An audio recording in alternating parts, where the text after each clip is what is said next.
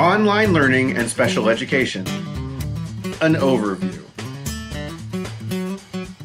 The Individuals with Disabilities Education Act of 2004 guarantees that each student in public schools receive a free and appropriate public education in the least restrictive environment. This extends to online and blended formats. The law identifies a disability as something which adversely affects students' educational performance. It does not necessarily mean the student is failing.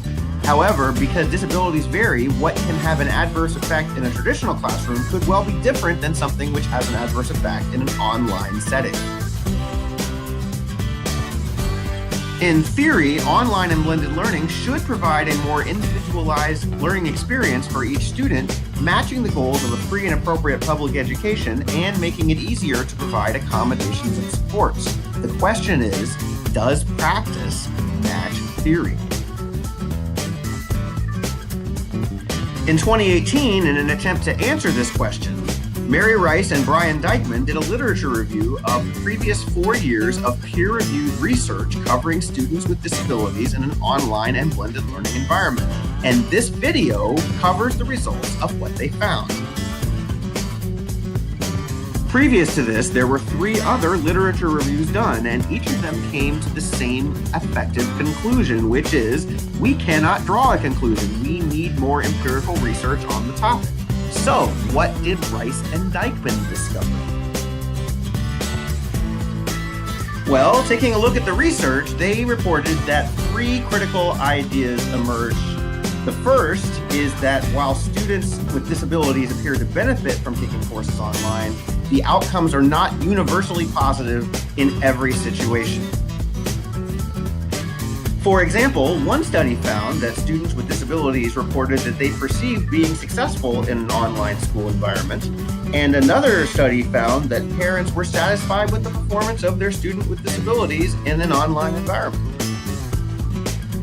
On the flip side, yet another study found that students with disabilities did not do well on traditional assessments of achievement compared to their general education peers. And another study found no benefit to reading scores that could be attributed to the blended learning curriculum. The second big idea was that policy and practice are not specific to the learning needs of students with disabilities. One policy scan found that no state had comprehensive policy guidance for students with disabilities, and few had any statutes or policies related to students with disabilities online at all. Research done in 2016 attributed this slow development of policies related to students with disabilities in an online and blended learning format to a lack of data used to drive these decisions.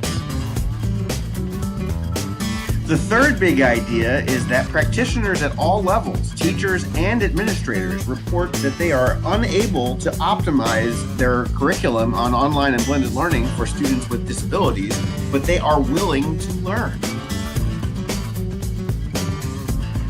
Something else to consider as you're looking at this data is that for the period of 4 years covering 2014 to 2017, the researchers only found 20 studies, and for the most part, they were surveys. There were very few quantitative data-driven studies. Rice and Dykman also raised the alarm that some online and blended learning programs could be in danger of violating IDEA. One survey showed it was an understanding among many educators that if a student is unsuccessful in an online or blended learning course, they should simply return to a traditional classroom. Looking forward then, it seems appropriate to make recommendations when it comes to dealing with students with disabilities in an online or blended learning format. These recommendations can be targeted to parents and students, educators, and policymakers.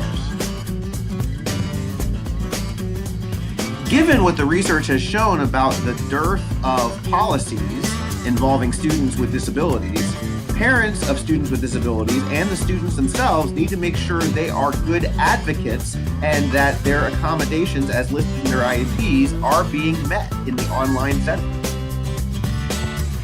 Educators need to make sure they are implementing the accommodations and supports as provided by a student's IEP, and they need to ask their administration for training in best practices for doing so. Policymakers need to develop specific rules and regulations related to students with disabilities in the online and blended learning formats. And of course, these policies are best driven by data, so policymakers should also be commissioning research to find that data.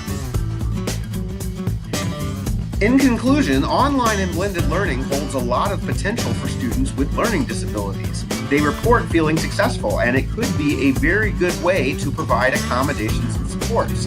But it would be a good idea to collect more data so that we can make the best decisions. This has been a summary of Chapter 24 of the Handbook of Research on K-12 Online and Blended Learning, 2nd edition, edited by Catherine Kennedy and Richard E. Ferdin.